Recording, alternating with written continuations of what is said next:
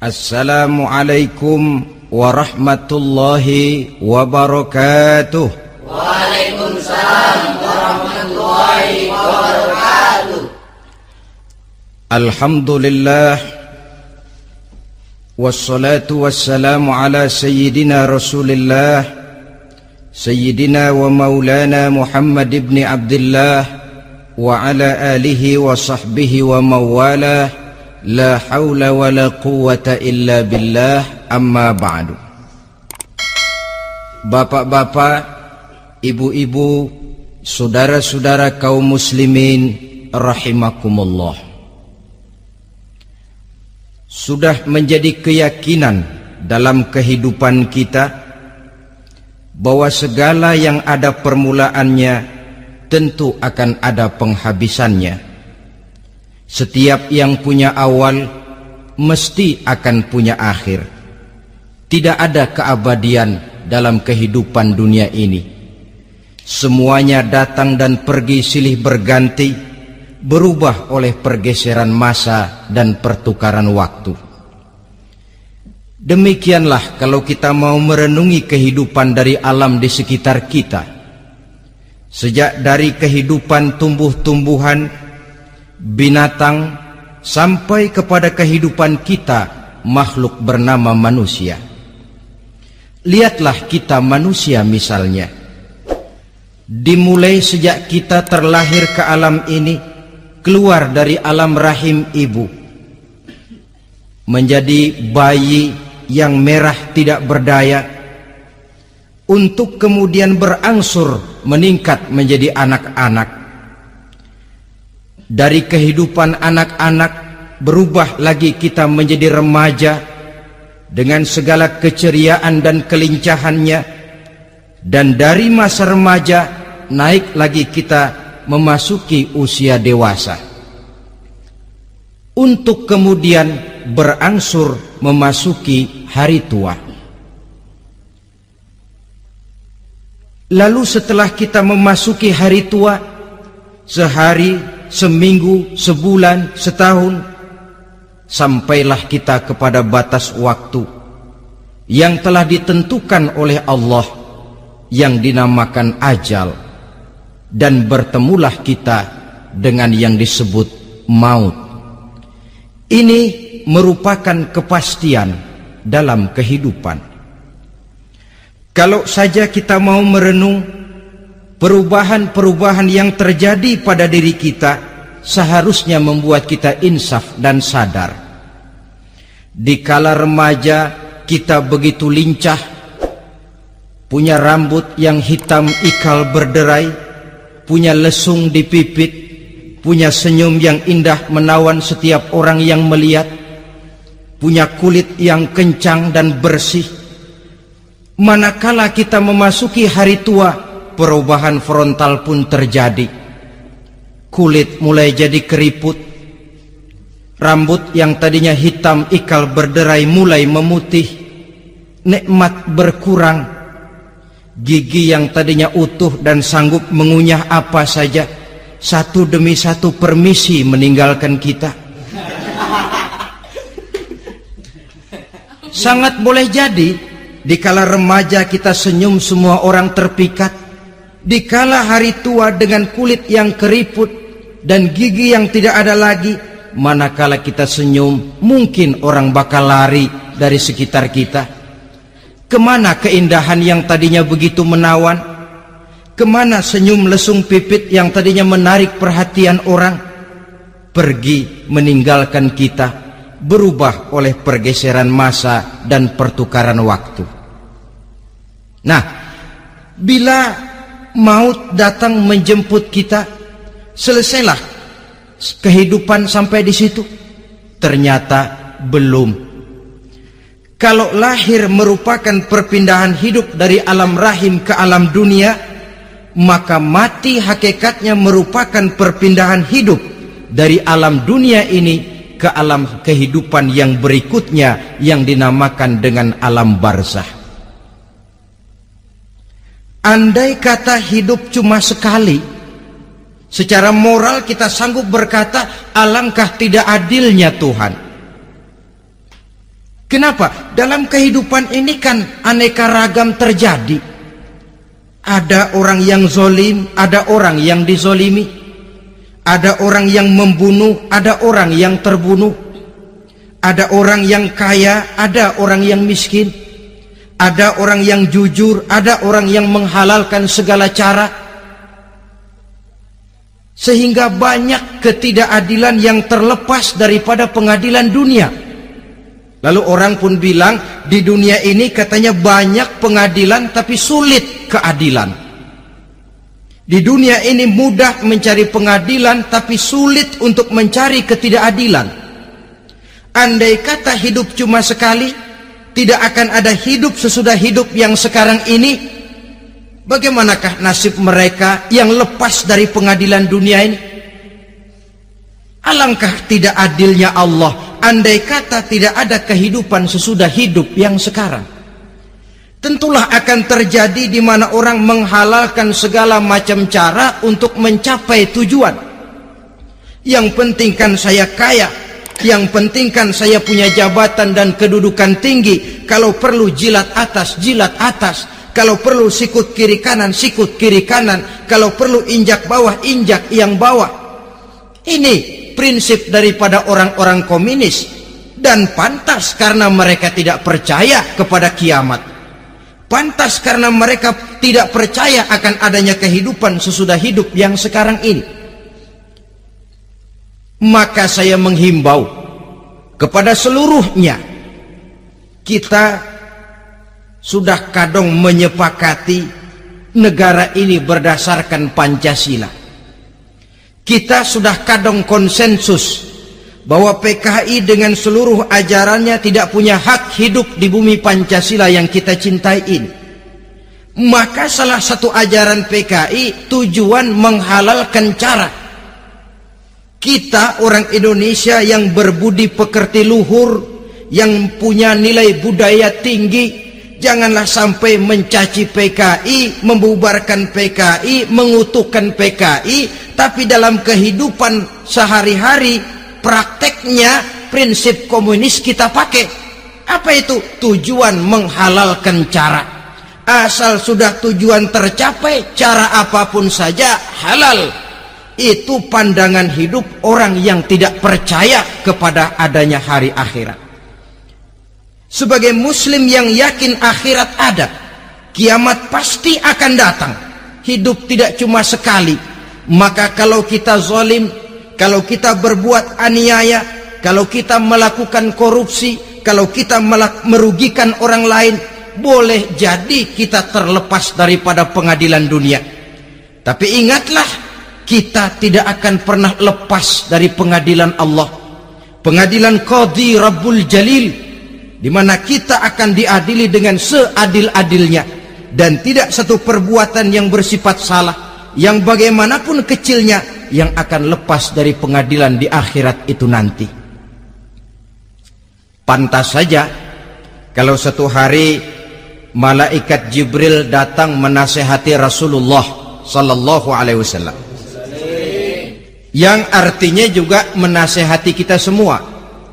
Apa kata malaikat Jibril kepada baginda Nabi? Ya Muhammad, ish ma syi'ta fa innaka mayyitun.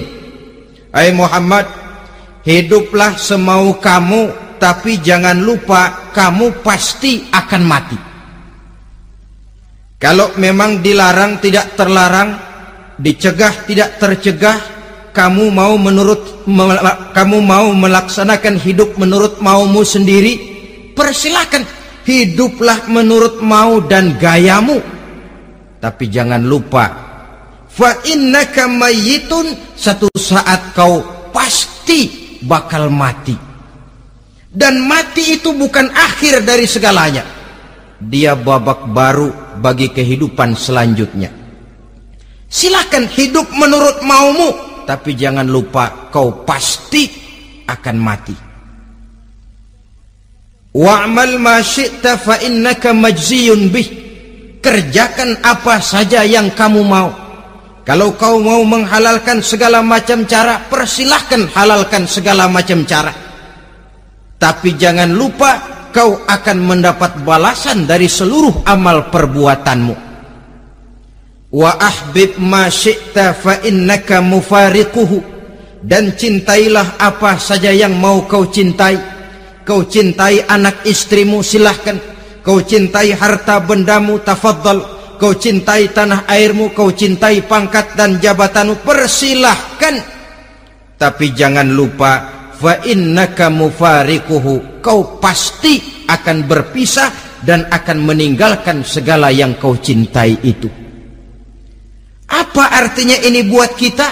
Ternyata sesudah maut datang menjemput kita, ada kehidupan sesudah hidup yang sekarang ini. Ini yang mendorong kita untuk dalam kehidupan di dunia ini tidak melakukan prinsip saenake dewe, semaunya sendiri saja, asal perut kenyang, asal pangkat tinggi, asal harta dapat. Masa bodoh dengan merugikan orang lain, masa bodoh dengan menipu orang lain. Iku jenenge saenake dewe. Muslim tidak diajarkan. Ingat manusia, setelah kau mati, setelah kiamat datang, kau akan dibangkitkan, kau akan dimintakan pertanggungan jawab tentang kehidupan yang sekarang ini. Saudara hadirin, oleh sebab itu kalau kita bicara soal kiamat, soal akhirat, ini memang masalah yang gaib, yang sepenuhnya tidak bisa dicernakan dengan kemampuan penalaran intelektual. Dasar di dalam membicarakan ini tidak lain adalah iman kita kepada Allah Subhanahu wa ta'ala. Bukan cuma zaman sekarang, dari zamannya Nabi. Orang itu kalau sudah bicara kiamat, bicara akhirat, ada yang ragu-ragu, ada yang menolak sama sekali. Bukan dari zaman sekarang, dari zaman dulu. Pernah kok satu saat Rasulullah itu dakwah, menceritakan, saudara-saudara, akan terjadi kiamat di mana Allah akan membangkitkan manusia dari kuburnya untuk memintakan pertanggungan jawab. Ini dalam dakwahnya Nabi pidato macam itu. Apa reaksi orang? Yang beriman ya mantap, tapi yang tidak beriman, bajingan-bajingan Quraisy ini, mereka bertepuk tangan, mengejek, mencaci. Malahan ini yang luar biasa, ada dua orang kafir namanya Ubay bin Ka'ab dan Al-As bin Wa'il. Mendengar pidato macam ini, mereka buru-buru pulang ke rumah. Ngapain? Ngambil pacul. Lalu berangkat nyari kuburan tua. Dia gali itu kuburan, tulang-tulangnya diangkut, dibawa ke depan Nabi. Ya Muhammad, tulang-tulang yang udah hancur begini, siapa yang bisa ngidupin lagi? Yang macam-macam aja kamu Muhammad, nggak rasional, nggak masuk akal. Allah menjawab. Apa kata Allah? Wa daraba lana mathalan wa nasiya khalqah. Qala man yuhyil 'izama wa hiya ramim. Qul yuhyiha alladhi ansha'aha awwala marrah wa huwa bikulli khalqin 'alim. Mereka memberikan perumpamaan kepada kami, kata Allah. Mereka melupakan asal kejadiannya. Mereka bertanya, siapa yang sanggup menghidupkan tulang belulang yang sudah hancur kayak begini? Qul yuhyiha alladhi ansha'aha awwala marrah. Katakan kepada mereka Muhammad, yang akan menghidupkannya adalah Dia yang telah menciptakannya pertama kali dulu. Kalau Dia sanggup menciptakan, Dia tentu lebih sanggup lagi untuk mengembalikan reproduksi ciptaan itu sebagaimana semula. Yang paling kasihan yang ragu-ragu, akhirat itu ada apa enggak sih? Kiamat itu ada apa enggak sih? Lantaran ragu-ragu, terombang-ambing dia antara harapan dan putus asa, antara kenyataan dan idealisme. Ada yang buta sama sekali, 100% terhadap keadaan-keadaan sesudah mati. Perhatian mereka hanya tercurah kepada kehidupan sebelum mati. Yang mereka perhatikan siang dan malam tidak lebih daripada urusan perut.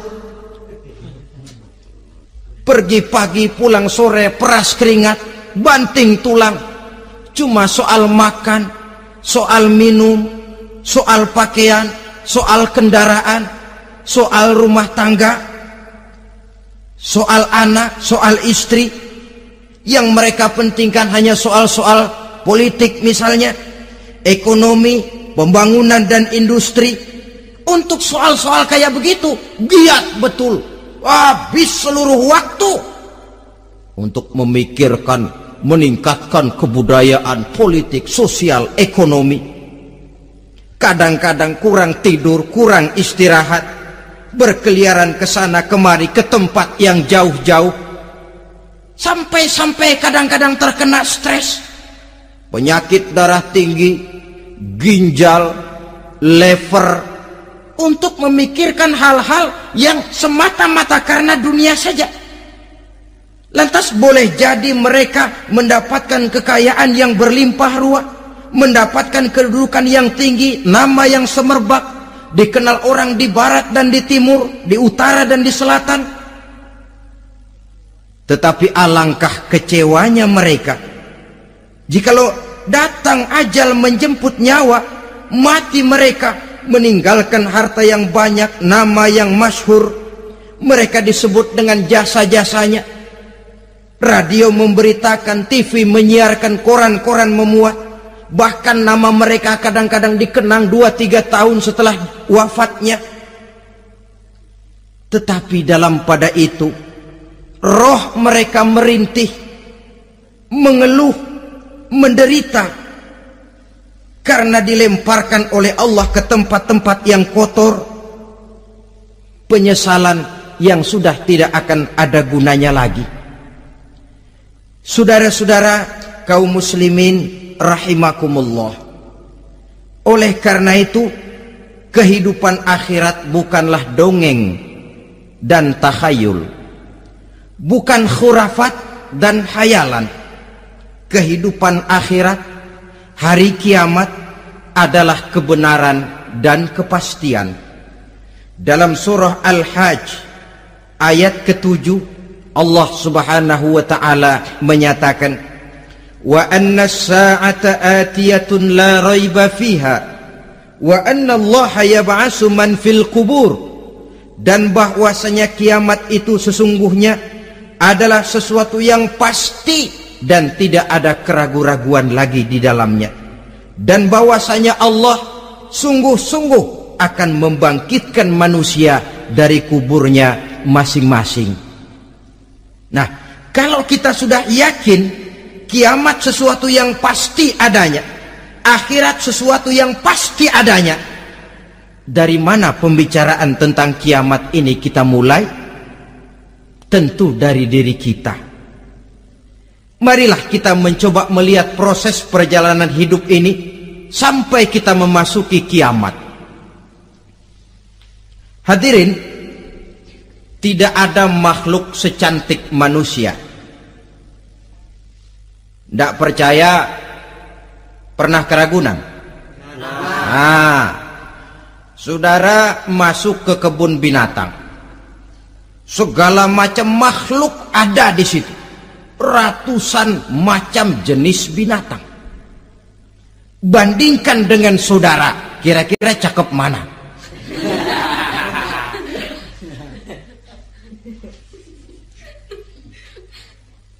Dari seluruh makhluk yang diciptakan Allah itu, manusia fi ahsani taqwim, dalam bentuk yang paling sempurna, sejak susunan biologis sampai kemampuan berpikir. Biologis kita ya Allah, diciptakan kita begini rupa, diberikan 2 kaki untuk berjalan, 2 tangan untuk bekerja, diberikan 2 mata, dua-duanya di depan. Pernah saudara mikir kalau mata kita yang satu di depan, yang satu di belakang?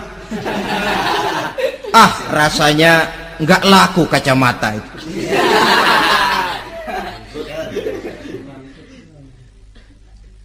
Diberikan hidung dengan 2 lubang, tahu betul Allah ke bawah lagi lubangnya. Coba pikir kalau lubang hidung kita menghadap ke atas. Aduh, kalau musim hujan repot jagain hidung. Laqad khalaqnal insana fi ahsani taqwim. Sungguh telah kami ciptakan manusia dalam bentuk kejadian yang paling sempurna ketimbang makhluk-makhluk Allah lainnya. Nah, kesempurnaan manusia ini oleh karena hidupnya terdiri dari 2 unsur pokok. Pertama unsur jasmani dan kedua unsur rohani. Jasad dan roh. Jasad yang terlihat sekarang ini, potongan saudara yang ngejedok di depan saya ini jasad saudara. Ini yang berasal dari sari pati makanan yang dimakan oleh bapak ibu kita. Lalu hasil kerjasama yang baik antara ibu dengan bapak, terwujudlah kita. Kalimat langsungnya jasad ini berasal dari tanah yang tadi berubah dari bayi, remaja, dewasa, meningkat hari tua. Yang berubah itu jasmani kita.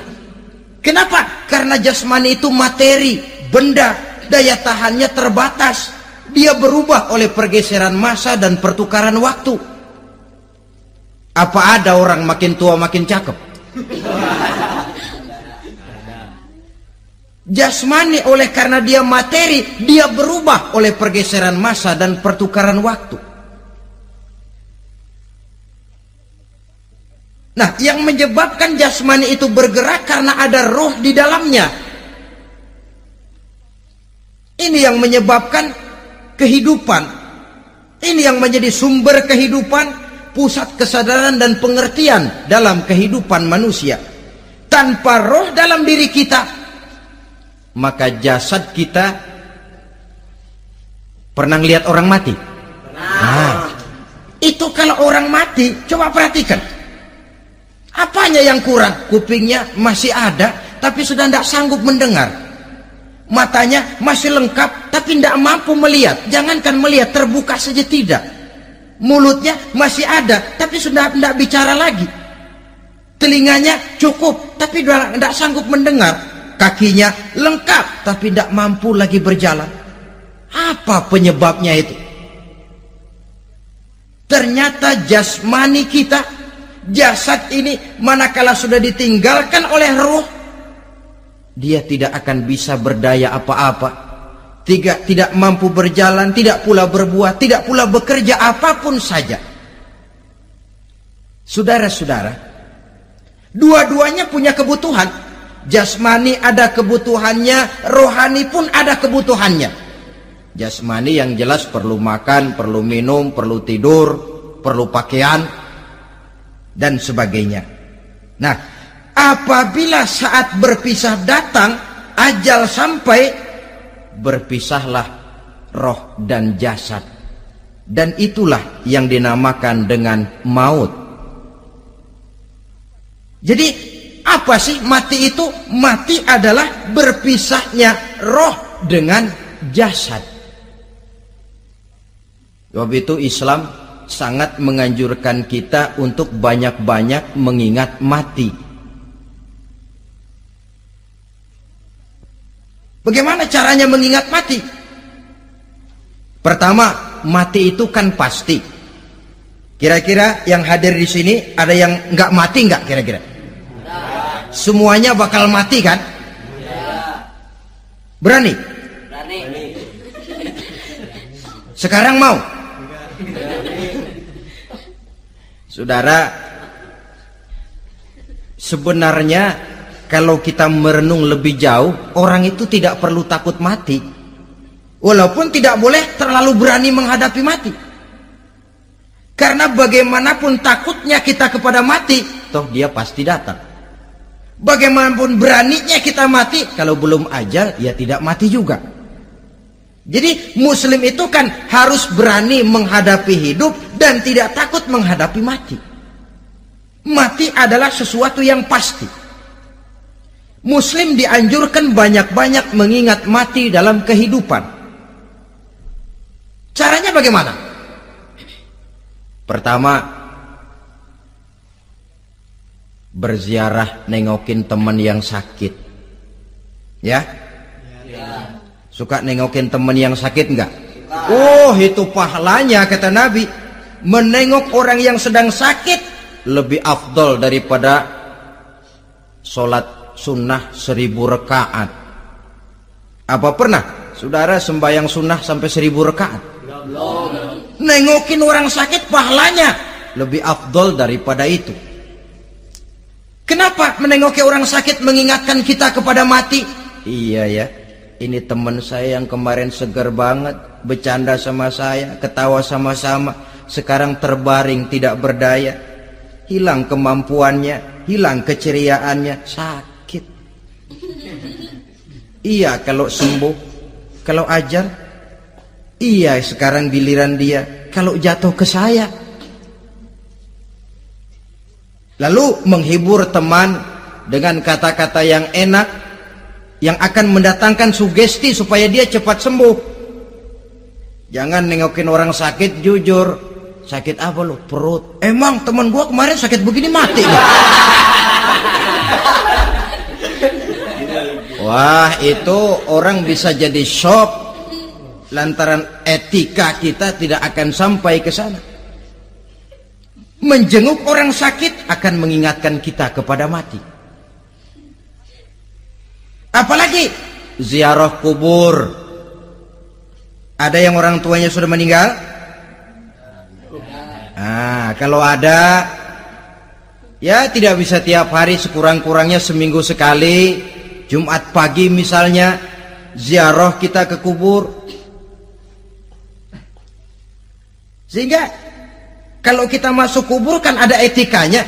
Assalamualaikum ya ahlal kubur wa inna insyaallahu bikum lahikun. Hai penduduk kubur, keselamatan bagi kamu dan kami yang masih hidup sekarang ini insyaallah pasti bakal nyusul kamu. Iya, yang kemarin gagah benar sekarang terbaring tanpa daya. Ini unggukan kuburannya. Yang kemarin ada sekarang sudah tidak ada. Kemana dia? Kami satu saat pasti akan begini. Ingat mati. Lalu apalagi yang bisa membuat kita ingat kepada mati? Mengawal jenazah. Bukankah sangat dianjurkan oleh agama? Bahkan kalau bisa sejak mengurusnya, memandikannya, mengkafankannya, menyolatkannya untuk kemudian mengantarnya ke kubur. Hari ini saya antar dia ke kubur, besok boleh jadi saya yang diantar orang. Hari ini saya solatkan dia, besok boleh jadi saya yang disolatkan orang. Hari ini saya masukkan dia ke liang lahat, besok mungkin giliran saya dimasukkan orang ke liang lahat. Ingat mati, tumbuh kesadaran. Lalu daya positifnya dalam kehidupan apa? Nah, saudara-saudara hadirin, orang yang mengingat mati bukan lantas menjadi lemah dalam kehidupan, menjadi putus asa, sedikit semangat, terbentur kesulitan, mudah frustasi. Bukan itu tujuannya kita diperintah mengingat mati. Jelasnya Islam menganjurkan kita untuk mengingat mati guna maksud-maksud yang positif, supaya orang lalu sadar hidup ini cuma sebentar. Maka mumpung hidup, nah ini mumpung, tapi mumpung yang baik. Mumpung hidup, maka hidup yang singkat ini harus saya pergunakan dengan sebaik-baiknya, melakukan kebajikan yang sebanyak-banyaknya, menjauhkan rasa malas, menunggu keajaiban yang datang dari langit, berleha-leha, bermain-main, sementara maut kalau dia datang tidak pernah main-main. Pantas kalau seorang penyair bernama Syauqi memesankan tazawwad bittaqwa fa innaka la tadri idza hanna al-lailu hal ta'ishu ila al-fajri kam min sahihin mata min ghairi illatin wa kam min alilin 'asha hinan min ad-dahri. Persiapkan dirimu dengan takwa, sebab kamu tidak tahu apabila malam datang kamu masih bisa hidup apa enggak besok pagi. Apa ada jaminan saudara yang kumpul di depan saya malam ini besok masih bisa hidup? Tidak. Ada jaminan? Tidak. Tidak ada sama sekali. Kam min sahihin mata min ghairi illatin. Berapa banyak orang sehat mati nggak pakai sakit lagi. Sebabnya kadang-kadang ringan saja. Ada yang cuma jatuh di kamar mandi mati. Ada yang cuma ketiban pensil. Iya, kalau ketiban pensil 3 peti masa nggak mati. Ta'addadatil asbab wal mautu wahid. Sebabnya boleh jadi macam-macam, tapi mati satu juga, yaitu mati. Dia seperti kelapa yang terlalu tua jatuh ke bawah, yang kembang baru keluar pun jatuh ke bawah. Itulah mati. Dia datang menjemput yang bayi, dia datang mengambil yang anak-anak, dia datang juga kepada yang remaja, kepada yang dewasa, kepada yang tua sekalipun. Jangan yang remaja lalu berpikir, gua rasanya masih jauh banget sama mati. Ini sesuatu yang pasti yang kita tidak pernah diberitahu kapannya. Kalau dikasih tahu kapannya kan kita bisa, umpama malaikat maut datang ke rumah saya, saudara Zainuddin kau mati 80 tahun lagi. Wah, saya kan berhitung, masih lama, poya-poya aja dulu Tapi ini tidak pernah diberitahu kepada kita.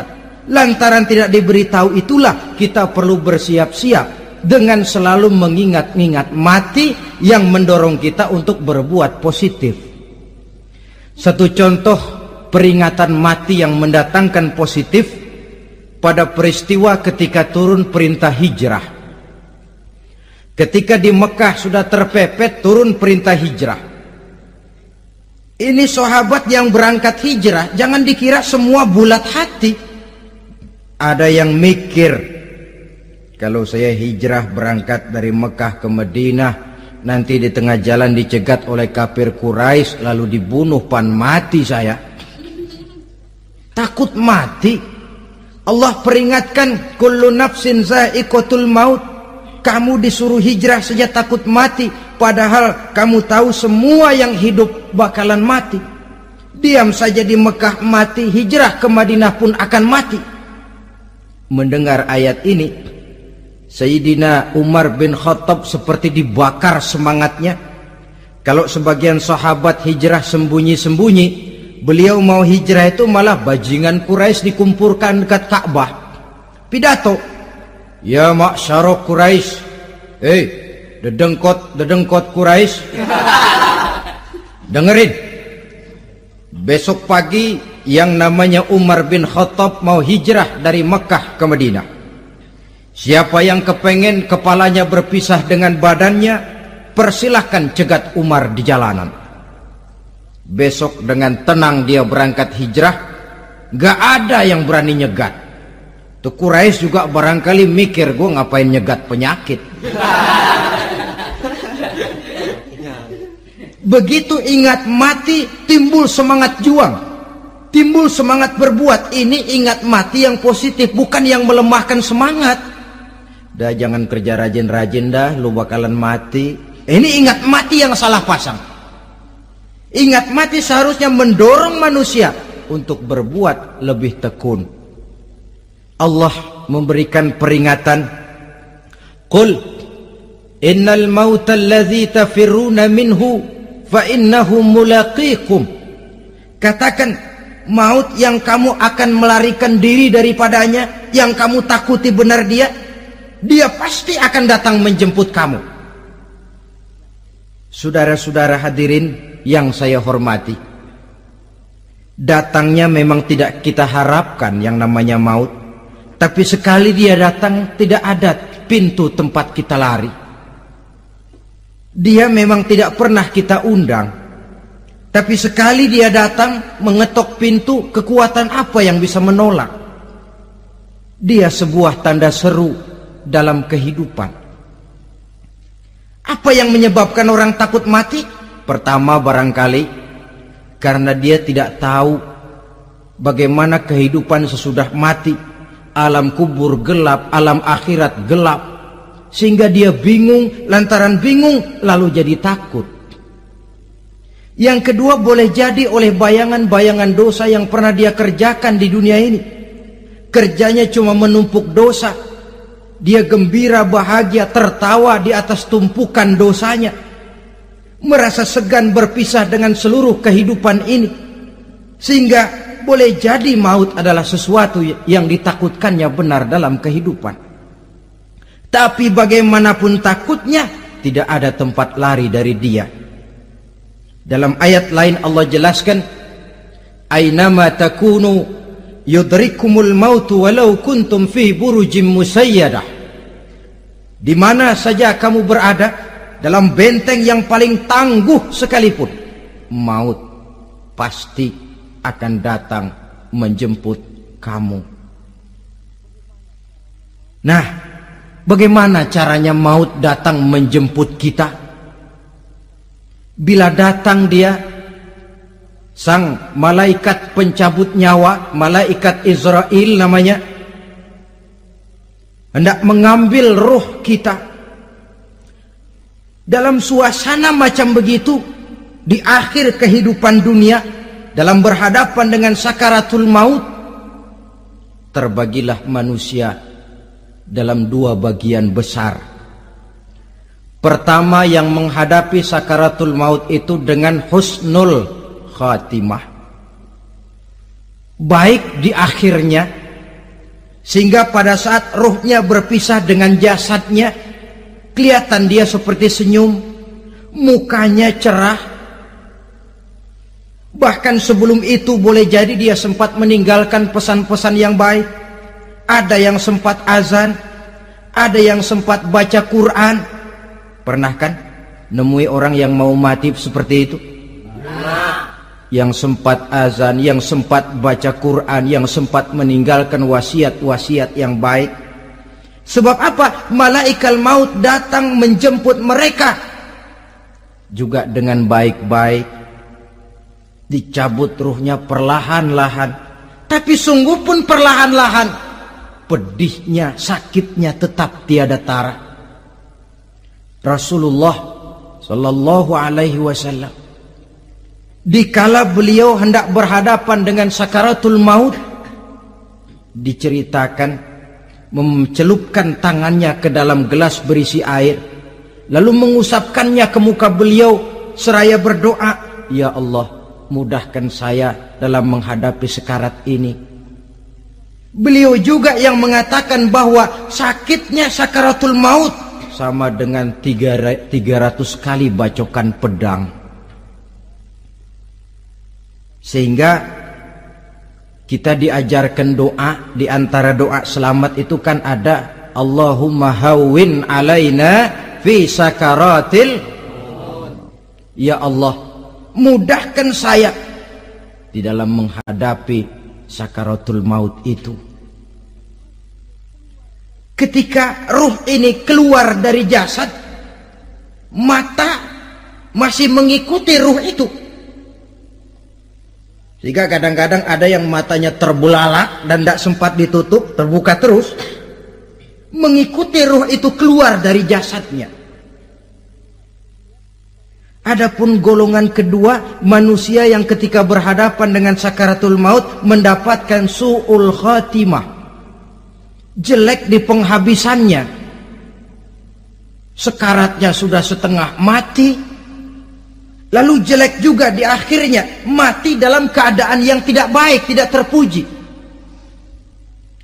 Ada yang lagi megang kartu, mati. Ada yang lagi di tempat ngadu ayam, mati. Ada yang lagi di tempat pelacuran, mati. Ada yang lagi megang botol minuman keras, mati. Nih barangkali malaikat maut gemes banget nariknya, lu bajingan, lu tarik terus ya, mati su'ul khatimah. Makanya bagus itu. Kadang-kadang di majelis-majelis taklim kan sering dibaca, ya Allah biha, ya Allah biha, ya Allah bihusnil khatimah. Kan ada itu? Ada enggak? Saudara hadirin, mohon agar oleh Allah kita diberikan husnul khatimah, baik di saat ruh akan berpisah dengan jasad. Ini sesuatu yang pasti. Sang malaikat maut datang menjemput nyawa. Setelah ruh berpisah dari badan, maka tinggallah sang badan, ditangisi oleh semua yang kita tinggalkan. Sehingga kepada putrinya Fatimah, ketika malaikat maut datang hendak menjemput baginda Nabi, beliau berkata kepada anaknya, Fatimah, kamu tahu siapa yang datang? Saya tidak tahu, Bapak. Yang datang hadimul lazat. Itu dia yang menghancurkan seluruh kesenangan dunia. Wa qati'us syahwat, yang memisahkan kita dengan seluruh yang kita cintai. Dia malaikat maut, Pak. Manakala jasad sudah ditinggalkan oleh ruh, itulah yang dikerubungi orang. Anak menangis, istri menangis, orang tua bersedih, teman-teman merasa kehilangan, menangisi jasad. Diuruslah jasad kita, dimandikan sebagaimana mestinya, dikafankan dengan kain putih 3 lembar, itu yang hendak kita bawa kembali ke tempat asal kita. Pakaian sutra, jas yang mereknya Switzerland wool, kain yang Samarinda, sepatu yang Belly atau Beltoni, jam tangan yang Rolex, kendaraan yang serba mewah, tidak ada yang menyertai kita. Kain putih 3 lembar itu saja lagi.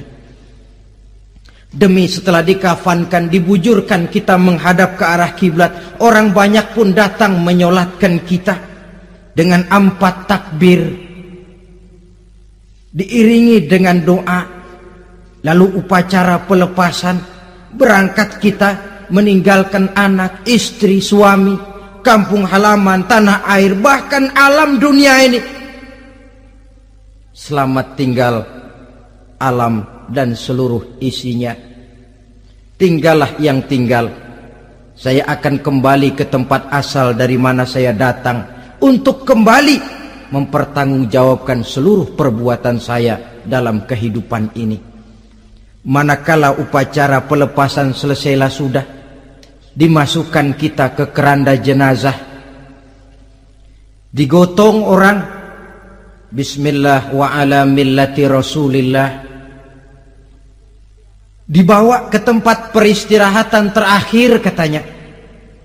Padahal dulu kalau mau kita istirahat, ke villa lah kita, ke Bali lah kita, ke Hong Kong lah kita, ke tempat-tempat tamasya yang indah. Oh, rupanya akan sampai juga perjalanan menuju tempat peristirahatan terakhir, yang luasnya tidak akan lebih dari 2 kali 1 meter. Diusung orang kita, diantarkan orang banyak.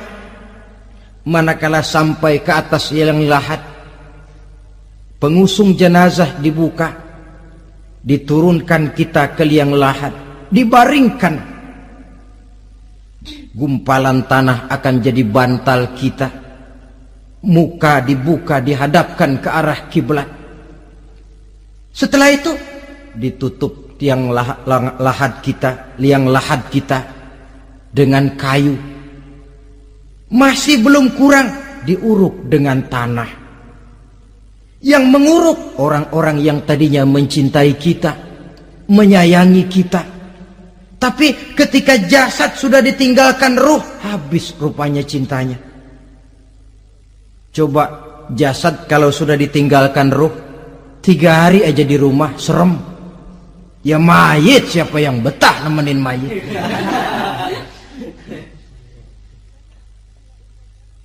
Lalu bila upacara pemakaman selesai, maka berusahalah semuanya. Para pengantar akan kembali ke rumahnya masing-masing. Maka masuk kita ke alam kehidupan, yaitu yang disebut alam barzah atau alam kubur.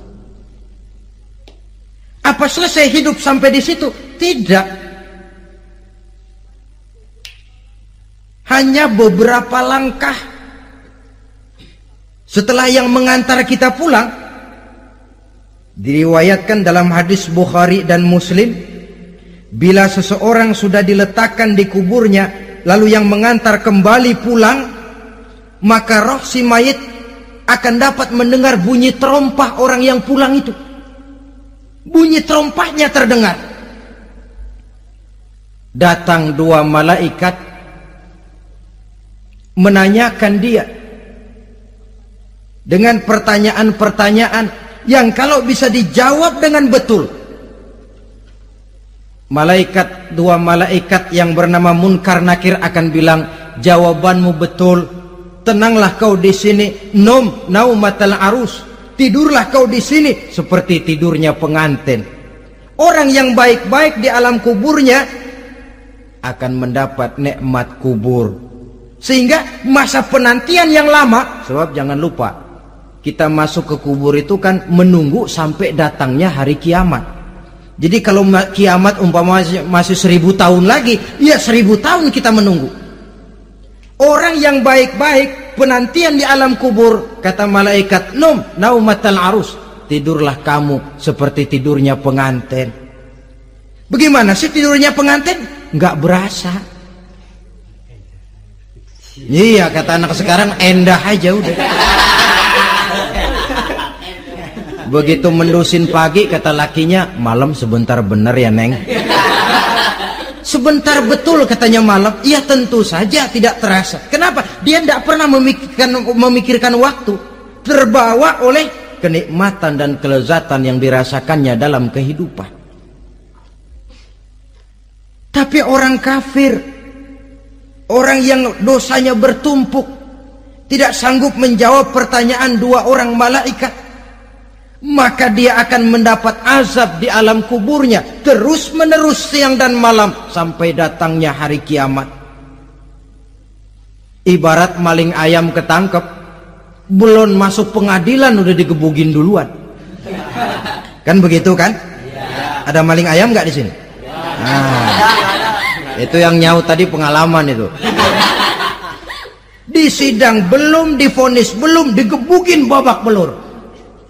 Saudara hadirin, maka alam kubur bisa merupakan raudhatun min riyadil jannah, taman di antara taman-taman surga, pun juga bisa merupakan hufratun min hufarin niran, menjadi liang daripada neraka. Ada lagi riwayat yang dari Imam Muslim yang diperoleh dari Zaid bin Sabit.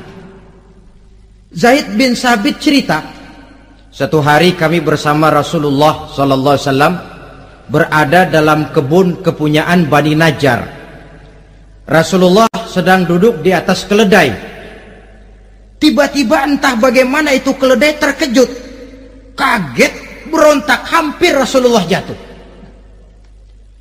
Rasulullah kemudian bertanya, rupanya di kebun itu ada kuburan tua, 5 atau 4 kuburan.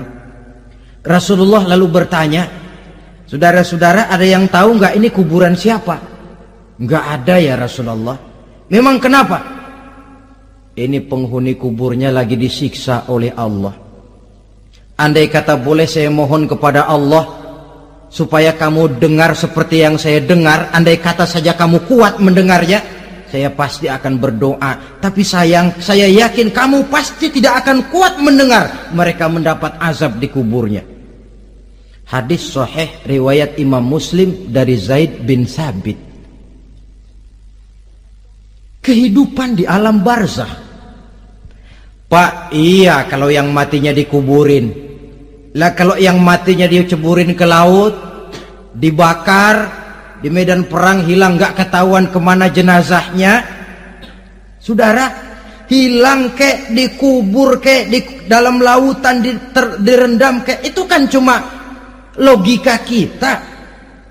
Menurut Allah tidak ada perbedaan orang mati dikubur di dasar lautan, atau dibakar sampai jadi abu, atau gugur di medan perang tidak ketemu jenazahnya. Entah mereka tetap masuk ke alam barzah namanya. Jasad boleh hancur, tapi roh sebagai sumber kehidupan, pusat kesadaran dan pengertian, dia tetap ada, mengalami kebahagiaan dan kegembiraan, atau mengalami kepedihan dan penderitaan, bergantung kepada amalan yang kita lakukan dalam kehidupan di dunia ini. Maka dalam Yasin tadi kan jelas, qul yuhyiha alladzi ansha'aha awwala marrah, yang menghidupkan mereka yang dikubur di dasar lautan, mereka yang dibakar sampai jadi abu, yang akan menghidupkan ialah Allah yang menciptakan mereka dulu pertama kalinya. Jadi kalau sudah ada aslinya, ya tentu tidak perlu contoh lagi, akan sangat mudah membuatnya. Orang tua kita, keluarga kita yang sudah berpulang, mereka di alam barzah sekarang ini bisa mendapat nikmat kubur, bisa mendapat azab kubur, bergantung amalan mereka dalam kehidupan di dunia ini. Dalam Musnad Imam Ahmad dan Sahih Abi Hatim malah ada tambahan riwayat, orang yang banyak kebajikannya di dunia, amalannya akan datang menemani dia. Sholatnya dekat kepalanya, puasa sebelah kanan, zakat sebelah kiri, menghibur dia. Malahan dikatakan berbentuk orang yang cantik menemani dia di alam kuburnya. Aneh, dia tanya, man anta lam ara fid dunya ajmal minka. Siapa kamu? Di dunia ini belum pernah saya melihat orang secantik kamu. Dia jawab, ana amaluka soleh, saya adalah amalmu yang soleh yang kau kerjakan waktu di dunia. Saya sekarang diperintahkan untuk menemani kamu di sini. Alhamdulillah. Sedangkan amalnya yang jahat akan datang dalam bentuk yang menyeramkan menemani dia di sana. Bayangin deh, di kuburan ditemenin yang serem-serem. Sama juga di dunia. Di dunia, kalau kita di tempat gelap ditemenin orang cakep, enak nggak? Enak. Wah, pengalaman. Tapi coba bayangin, sudah tempatnya gelap, yang nemenin jelek nggak ketulungan, gerah kita. Nah, saudara hadirin yang saya hormati, lalu bagaimana tempat arwah-arwah yang sudah kembali menghadap Allah yang disebut mustaqarrul arwah itu? Macam-macam tingkatannya sesuai dengan profesi dan amalannya waktu di dunia. Ada roh-roh itu yang setelah pisah dengan jasad, artinya mati, ditempatkan di tempat yang disebut a'la iliyin, tempat yang tertinggi. Siapa ini? Arwahnya para nabi dan para rasul. Ini fi a'la iliyin, di tempat yang tertinggi. Arwahnya para nabi, arwahnya para rasul. Dan karena kita bukan nabi, bukan rasul, ya jangan mimpi dapat tempat fi a'la iliyin. Kecuali kalau Allah menghendaki, itu hak prerogatif Allah. Tapi kan tidak adil kalau Allah melakukan itu.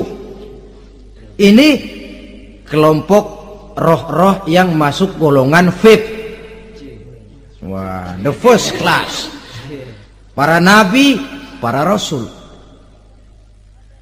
Lalu ada pula roh-roh itu yang setelah pisah dengan jasadnya diumpamakan seperti burung-burung hijau yang berterbangan di perkebun-kebunan surga. Roh siapa mereka ini? Rohnya para syuhada, orang-orang yang mati syahid gugur membela agama. Nah, ini bedanya orang mati syahid dengan pahlawan, ya. Apa bedanya syuhada dengan pahlawan? Kalau syuhada, orang yang gugur membela agama, niatnya karena Allah, mati syahid. Kalau pahlawan, orang yang gugur membela negara, orang yang dianggap berjasa kepada pemerintah. Klimaksnya, kalau orang mati syahid jelas surga, tapi pahlawan belum tentu surga. Kenapa? Bergantung kepada negara macam apa yang dibelanya dan pemerintah model mana yang dibelanya. Di negara-negara komunis misalnya, banyak nggak pahlawan? Banyak. Dengan sekian tanda jasa yang mati di medan perang dan sebagainya. Kira-kira pahlawan komunis masuk surga enggak? Enggak. Ya, kalau pahlawan komunis masuk surga, kita enggak kebagian kapling di surga barangkali. Inilah bedanya pahlawan dengan orang mati syahid. Kemudian ada pula roh itu yang tertahan di pintu surga. Tertahan di pintu surga. Ini seperti tadi, orang yang mati syahid tapi masih ada kaitan di dunia. Rasulullah pernah ditanya orang, ya Rasul, kalau saya maju ke medan perang bela agama, mati syahid, apa saya masuk surga? Iya, masuk surga. Kecuali kata Nabi, kalau masih punya utang. Nah, tertahan di pintu surga.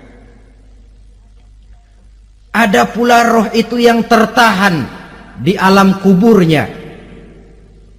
Ini umumnya seperti tadi itu. Ada mempunyai dosa, mempunyai kesalahan, sehingga merasakan azab kubur. Ada juga roh itu yang tertahan di permukaan bumi. Mereka yang dalam hidup selalu menumpuk dosa-dosa yang besar, meninggal sebelum keburu untuk bertaubat. Saudara hadirin yang saya hormati, inilah yang kita khawatirkan. Sebab jikalau pada saat roh sudah datang, jikalau saatnya roh datang berpisah dengan jasad, menemukan sakaratul maut, saat itu taubat sudah tidak akan ada gunanya lagi. Masuk ke alam kubur, mendapat azab kubur sampai datangnya hari kiamat. Berapa lama di alam kubur ini? Menunggulah kita sampai datang saatnya kiamat. Nah, saudara-saudara, apa tanda-tanda hari kiamat? Kapan dia akan datang? Bagaimana hal ihwal manusia pada saat terjadi kiamat? Bagaimana alam ini? Bagaimana perhitungan di padang mahsyar? Insya Allah akan saya ungkapkan pada bagian kedua dari ceramah ini.